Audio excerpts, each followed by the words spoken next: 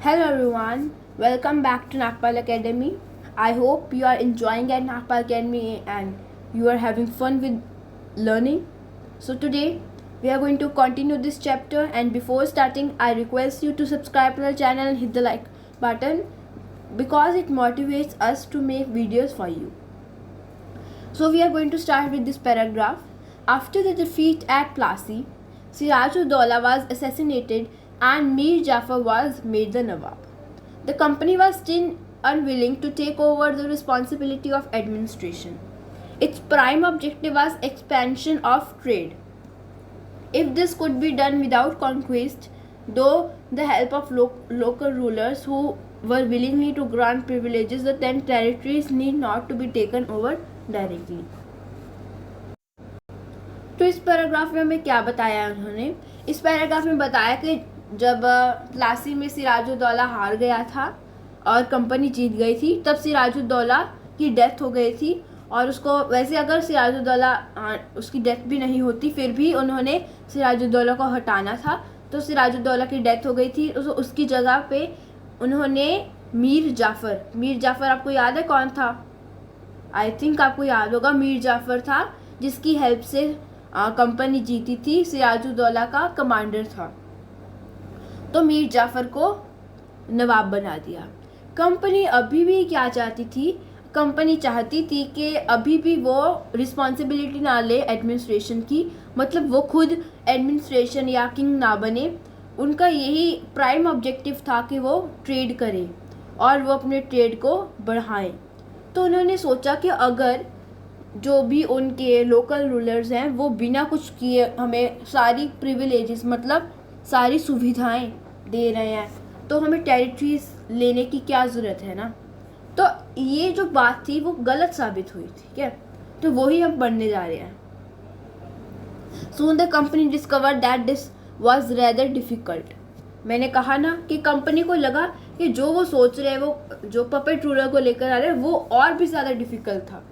For even the puppet nawab were not always as helpful as company wanted them to B.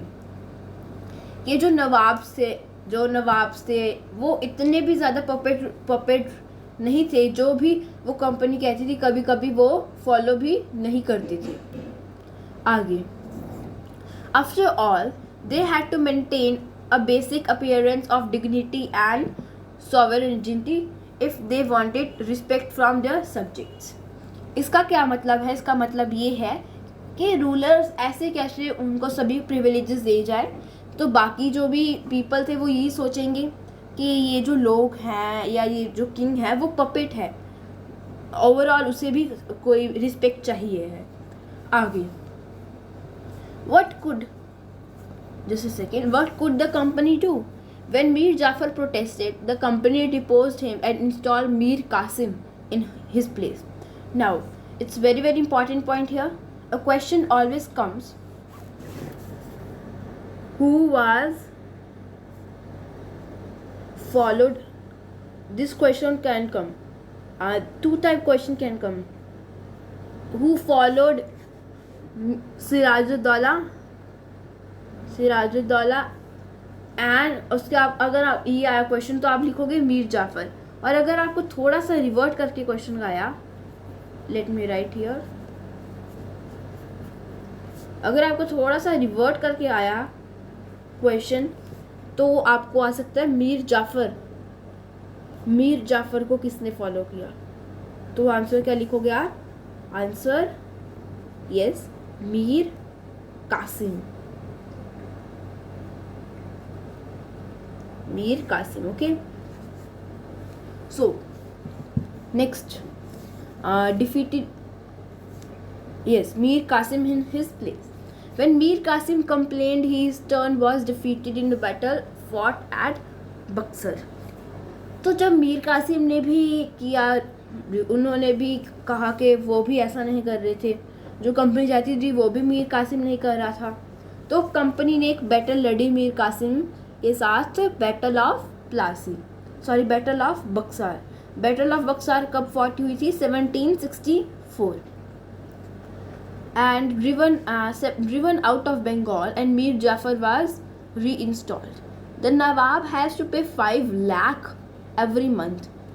अभी आप 5 लाख तो अभी के अमाउंट आज के ज़माने में भी बहुत ज़्यादा है, पर आप इमेजिन कर सकते हो कि जब वहाँ अनाज चलते थे और 1 रुपए की इतनी कीमत थी उस टाइम पर, तो 5 लाख रुपए कितने होते होंगे, आप इमेजिन कर सकते हैं।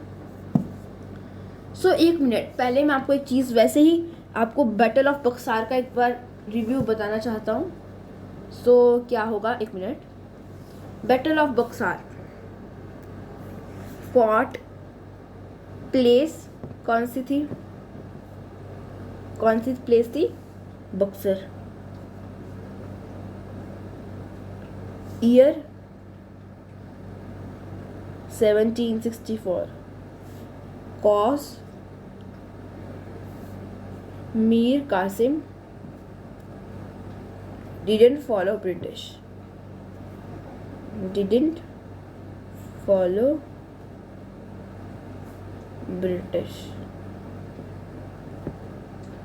And result, 1 मिनट में इरेज कर देता हूँ। Result, Mir Qasim loosed, defeated or lost. 1 minute, let me write again. Actually I am writing with my hand, so इस वजह से अगर आपको कुछ क्लियर नहीं है तो आप जो मैं बोल रहा हूँ उससे आप समझ सकते हो। Mir Qasim was defeated, Mir Qasim was defeated, and who was installed? Yes, Mir Jafar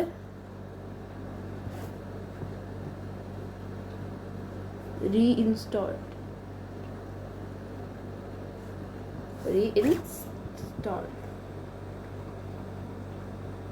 okay, तो ये है बैटल ऑफ बक्सार का सारे एक बार ओवरव्यू दिया मैंने आपको। आगे 5000 एवरी मंथ हमने पढ़ लिया। But the company wanted more money, 5 lakh से भी ज़्यादा मनी उनको चाहिए थे ताकि वो अपनी वॉर्स को फाइनेंस कर पाए, उनकी ट्रेड की डिमांड्स को मीट कर पाएँ और बाकी एक्सपेंसेस को, जैसे रहन सहन लोगों का, कंपनी ऑफिशियल्स कहाँ रहेंगे, ऐसा कुछ। तो इसके बारे में बात हो रही है यहाँ कि उनको ज़्यादा पैसे चाहिए थे। It wanted more territory and more revenue. वो भी क्या कर रहे थे वो कर रहे थे क्योंकि कंपनी को चाहिए थे पैसे, और पैसे तभी मिलेंगे जब उनके पास रिवेन्यू आएगा, और रिवेन्यू तब मिलेगा जब उनके पास टेरिटरी आएगी। तो उन्होंने क्या किया, वो चाहते थे कि उनके पास ज़्यादा टेरिटरी आए। Mir Jafar died in 1765। Battle of Berkshire जब हुई, उसको रीइंस्टॉल किया गया, तब अगले साल ही मीर जाफ़र की डेथ हो गई। तो आगे हम पढ़ते हैं। फिर क्या हुआ, फिर जो कंपनी थी उनका माइंडसेट बदल गया। तो उन्होंने क्या किया, उन्होंने कहा, रॉबर्ट क्लाइव कौन था तब उस टाइम का गवर्नर जनरल, ठीक है। जैसे आपको मैंने बताया कि वेरिन हेस्टिंग्स फर्स्ट था, तो वैसे ही रॉबर्ट क्लाइव भी था। तो उन्होंने कहा कि हम ही खुद नवाब क्यों नहीं बन जाते, ठीक है।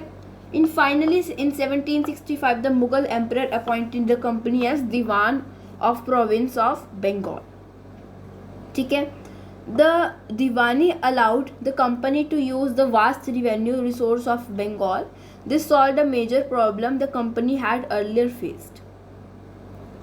इस पैराग्राफ में हमें क्या बताया, मैं एक बार इसका ओवरव्यू बता देता हूँ कि ये बहुत कॉमन सा पैराग्राफ है, इसमें आपको ज़्यादा कुछ समझने की ज़रूरत नहीं है। इसमें उन्होंने क्या कहा कि 1765 में मुग़ल एम्परर ने उनको दीवानी दे दी, और उनके पास अभी जो सारा ब्रिटिश से गोल्ड आता था उनको अभी लेने की ज़रूरत नहीं थी, क्योंकि इतना रिवेन्यू इतना था कि वो बिना कोई गोल्ड लेकर आके, बिना गोल्ड के ट्रेड कर सकते हैं, इंग्लैंड से आए, ठीक है। उनके पास इतना पैसा था कि जो उनके पास रिवेन्यू आता था उससे ही वो आइटम जो भी उनको ख़रीदनी थी वो खरीद सकते हैं। आगे हमें अगली लाइन में ये बताया गया है कि एक सेकंड,